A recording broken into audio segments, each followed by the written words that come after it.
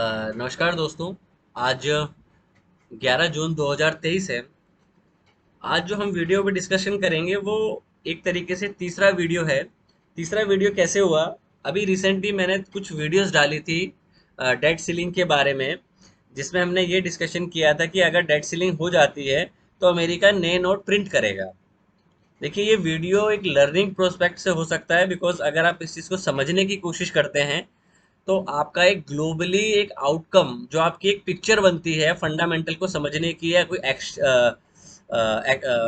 किसी चीज़ को एक्शन करने की, वो काफ़ी स्ट्रांग हो जाती है। क्यों? क्योंकि आपको इसके बारे में पता होना चाहिए कि हम कैसे, हमारी करेंसी ड्राइव होती है और कैसे अमेरिका ही सब चीज़ को अपने हाथों में कंट्रोल में रखता है। तो स्टार्ट करते हैं। अब देखिए, प्रॉब्लम सबसे बड़ी क्या है हमारे साथ सबसे बड़ी प्रॉब्लम है कि अगर हम अपने देश में करेंसी छापते हैं, अगर हम करेंसी छापने की कोशिश करते हैं, करेंसी छापने का मतलब ये हुआ कि अगर हम नए नोट छापते हैं अगर हम नए नोट छापते हैं तो हमारी जो करेंसी की डिमांड है वो कम हो जाएगी। क्यों? सिंपल सा फंडा होता है, जिस चीज़ की हम ज़्यादा सप्लाई कर देंगे उसकी डिमांड कम हो जाती है। बट वाइस वर्सा, अगर अमेरिका की हम इकोनॉमी को देखें या अमेरिका में जो डॉलर यूज होता है, इवन हर कंट्री में डॉलर की ही निर्भरता बहुत ज़्यादा है। तो हमें ये पॉइंट समझना एक अपने फाइनेंशियल के लिए भी, अपनी कंट्री के लिए भी और अपने एक्शन के लिए भी बड़ा ज़रूरी है कि अगर अमेरिका नोट छाप रहा है, अगर अमेरिका नए प्रिंट पब्लिक में अपने नई करेंसी प्रिंट कर रहा है, तो लॉ ये कहता है या रूल ये कहता है मार्केट का कि अगर कोई देश करेंसी ज़्यादा प्रिंट कर रहा है तो उसकी वैल्यू, उसकी डिमांड जो है डॉलर की डेप्रिशिएट होनी चाहिए। अब ये बातें क्यों उठी हैं? ये बातें इसलिए उठी, जब रशिया ने यूक्रेन पे अटैक किया तो अमेरिका ने उसके कुछ काफ़ी 300 या मे बी 400 बिलियन डॉलर उसने फ्रीज कर दिए। तो इससे एक चीज़ ये लगती है कि अगर डॉलर जो है, अगर जो अमेरिका है, अगर एक रिवर्स रिजर्व करेंसी है, मतलब वो अपने आप को एक रिजर्व करेंसी मानता है, तो ये चीज़ें सूट नहीं करती किसी भी वर्ल्ड पावर के लिए कि वो इस तरह से काम करे।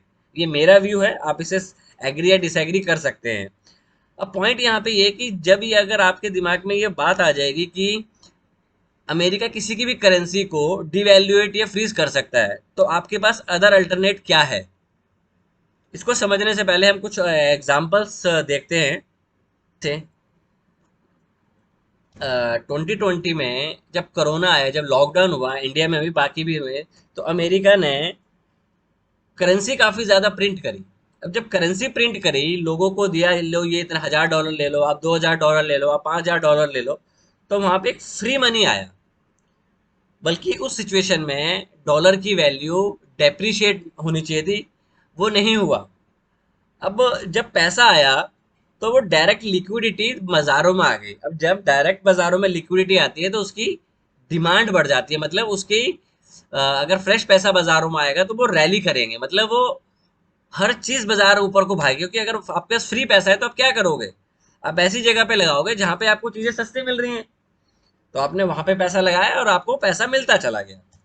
अब प्रॉब्लम ये आती है, हम और किस करेंसी में ट्रेड अदर कंट्री से बिजनेस कर सकते हैं। वन बाय वन हम बात करते हैं। सबसे पहले हम जापान की बात करते हैं। जापान खुद इतनी बड़ी प्रॉब्लम में चल रहा है, क्राइसिस में चल रहा है। तो वहाँ से आपको ये चीज़ देखना कि हम उनकी करेंसी में ट्रेड कर पाएंगे, पॉसिबल नहीं है। क्यों? क्योंकि किसी भी करेंसी को, किसी भी करेंसी में अगर हमें ट्रेड करना है तो उसमें एक ट्रस्ट होना चाहिए। अब ट्रस्ट जो है कैसे बनाया जाता है? ट्रस्ट बनाया जाता है ओवर द पीरियड ऑफ एक सस्टेनेबिलिटी दिखा के। अब चाइना की बात करके देख लीजिए। चाइना में ऐसी कोई भी ऐसी स्टेबिलिटी नहीं है, क्योंकि वो जब मर्जी अपनी करेंसी की वैल्यू को डी वैल्यू कर देते हैं। डी वैल्यू कैसे कर देते हैं? फॉर एग्जांपल, आपने चाइना के साथ कोई ट्रेड किया। हम मान लेते हैं कि हम चाइना से अपनी करेंसी और उनके युआन में ट्रेड करने के लिए तैयार है। आपने उनसे बोला कि ये रेशो डिसाइड कर लिया कि 1:5 या 1:2 में हम आपसे ट्रेड करेंगे।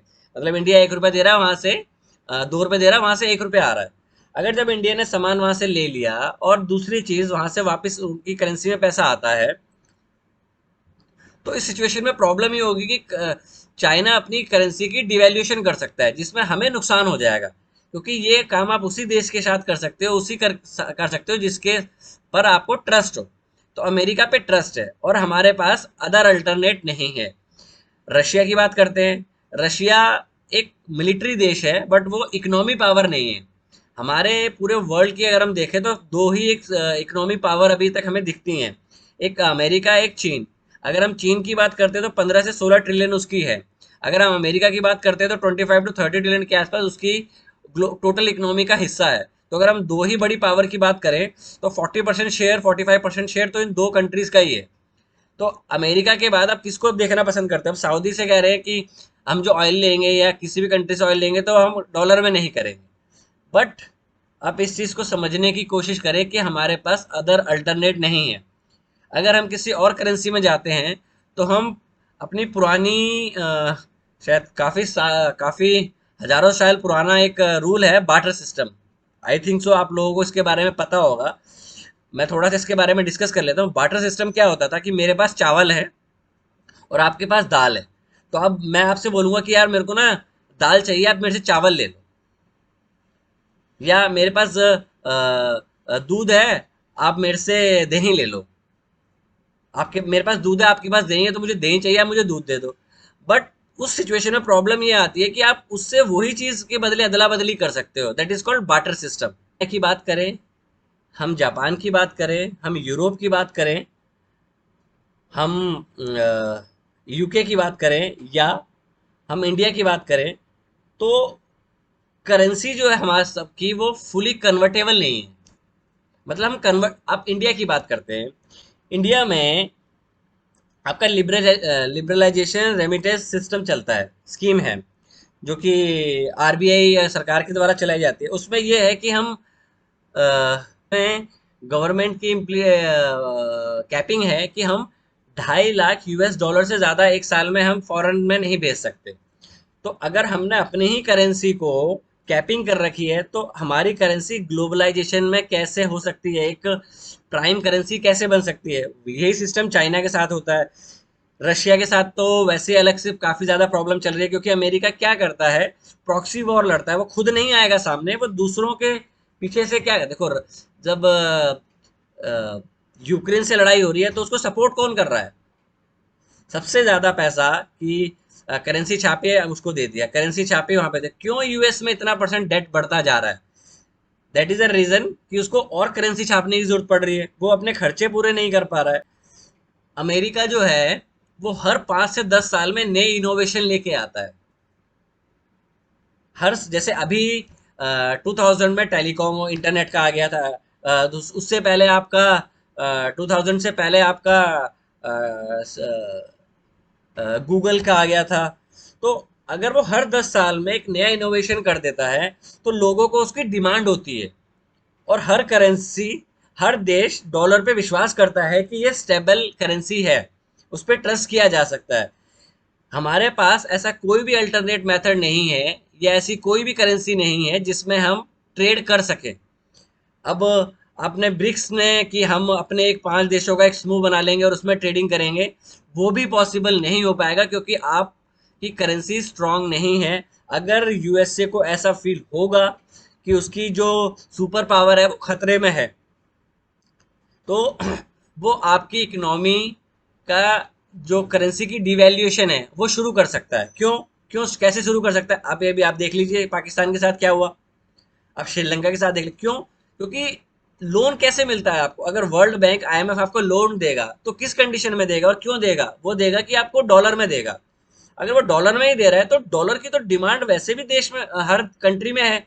आपको कुछ ऑस्ट्रेलिया से लेना है, डॉलर में पेमेंट करनी है।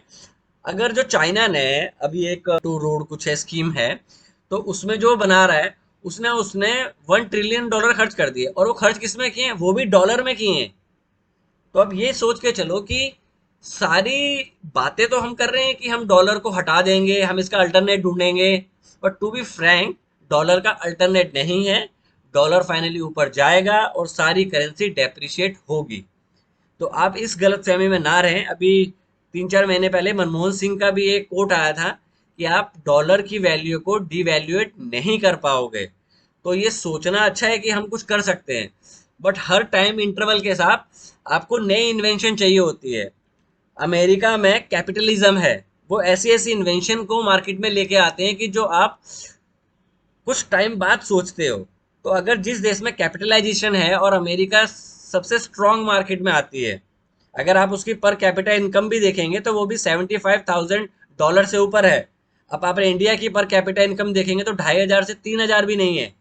तो आप कहाँ किससे कंपेयर कर रहे हैं? तो इस चीज़ को समझें कि ये जो बातें चल रही हैं कि डॉलर क्रैश हो जाएगा, ये हो जाएगा, वो हो जाएगा।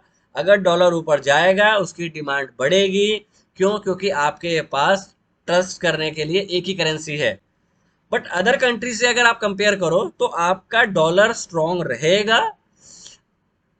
और आपको ये अपने दिमाग में बात मान लेनी चाहिए कि आप अपने कंट्री पे कंपेयर कर लो। टीसीएस है, इन्फी है, जो हमारा आईटी सेक्टर है, वो पैसा किससे लेता है? डॉलर में ले रहा है। तो डॉलर की डिमांड तो हम खुद ही बढ़ा रहे हैं।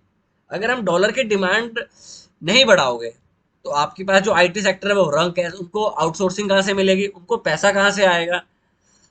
तो देखो, डॉलर की डिमांड मार्केट में जब तक रहेगी डॉलर डेप्रिशिएट नहीं होगा, क्योंकि मार्केट में डिमांड डॉलर की है। और डिमांड क्यों है? क्योंकि अमेरिका एक सुपर इकोनॉमी पावर है। उसका 25 to 30% ऑल ग्लोबल इकोनॉमी में उसका हिस्सा है। तो इस चीज को अपने दिमाग से निकाल दें कि डॉलर क्रैश होने वाला है। डॉलर क्रैश नहीं होगा। आप क्या कर सकते हो अपनी करेंसी को बचाने के लिए? आप करेंसी ले सकते हो और मार्केट में पैसा रिलीज कर सकते हो कि उसकी वैल्यू बनी रहे, या वाइस वर्सा कर सकते हो कि डॉलर आप रिलीज कर रहे हो और करेंसी ले रहे हो। तो ये डिपेंड ऑन मार्केट। वो आरबीआई का एक्शन होता है, वो किस बेसिस पे करती है उसके भी कभी वीडियो आएगा तो मैं डेफिनेटली आपको बताऊंगा। बट इस वीडियो का कंक्लूजन ये है कि अमेरिका को अगर इससे हटा दिया गया, अगर 1% मान लेते हैं कि अमेरिका की जो डॉलर की जो एक वैल्यू है, अगर वो कम होने लग जाती है, तो अमेरिका में अगर 5 से 10% भी अगर डॉलर डेप्रिशिएट हो जाता है तो अमेरिका में इन्फ्लेशन आ जाएगा। अगर अमेरिका में इन्फ्लेशन आ जाएगा तो जो यूएस के सिटीजन्स हैं उसका जो कॉस्ट ऑफ लिविंग है वो काफी ज्यादा बढ़ जाएगा। उससे बड़ी प्रॉब्लम भी ये, अमेरिका की करेंसी को कोई लेगा नहीं। क्यों नहीं लेगा? क्योंकि अमेरिका पे वैसे ही काफी ट्रिलियन डॉलर का लोन है। तो उसकी हालत आपको पता है वेनेजुएला की तरह हो जाएगी। तो point in short, America super power है और वो फिलहाल रहेगा जब तक हम अपनी चीजों को उस लेवल पे ना ले जाएं। अपनी चीजों पे क्यों? क्योंकि हमें अपनी करेंसी पे खुद को विश्वास नहीं है। जब तक हमें अपनी करेंसी पे विश्वास नहीं होगा दूसरा आपकी करेंसी पे विश्वास नहीं करेगा। इन शॉर्ट पॉइंट बना कि डॉलर स्ट्रॉन्ग होगा तो हमारी करेंसी डेप्रिशिएट होगी। इवन हमारी नहीं, हर देश की करेंसी डेप्रिशिएट होगी, क्योंकि हम डॉलर को ले रहे हैं। डॉलर की मार्केट में डिमांड है। उनको क्या करना है? मोनोपोली है, वो नोट छापता है, आप उसको लेते हो। हाँ, बल्कि अगर अदर देन अगर इन शॉर्ट हम अपने देश में ऐसे मारे तो आपकी जीडीपी नीचे आ जाएगी, आपका इन्फ्लेशन बढ़ जाएगा, आपके पैसे की वैल्यू खत्म हो जाएगी।